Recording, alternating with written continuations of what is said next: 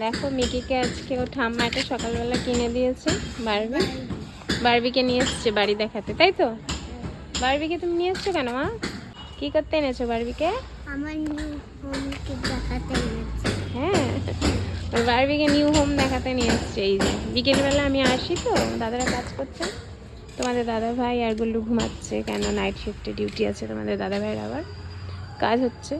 তা আমি এসছি, এই যে উনি এসছেন আমার সঙ্গে ওনার বারবি নিয়ে। তুমি কি এখন কি দেবে এটা আঙ্কেলদের? এটা কি মোয়ালা? না, বলো জয়নগরে, বলো জয়নগরের। জয়নগরের মুয়ালা। মোয়ালা না, দাও আঙ্কেলদের দাও, ওই যে চলে যাবে, দাও বলো। তোমরা সবাই খাও, বলো দাও। দাদা খেয়ে নাও তো, সবাই মিলে দুটো দুটো করে খাও, যতজন আছে ভেতরে সবাইকে দাও, সবাইকে দিয়ে দিয়ে খেয়ে নাও, খেয়ে তারপরে যাও। দেখো দাদাভাই নিয়ে গেল, ভেতরে আরো আছে না মিস্ত্রি দাদারা, সবাই খাবে। তুমি খুশি হয়েছো মা? আর জানো তো প্রতি বছর মানে এই জয়নগরের মোয়া আমি মানে 2-3 বাক্স প্রতি বছর রাখি। 3 বাক্স তো রাখি, কেন আমার 2 বাড়িতে, শ্বশুর বাড়ি, বাবার বাড়ি আর আমাদের বাড়ি, 3 বাড়ির জন্য 3 বাক্স রাখি।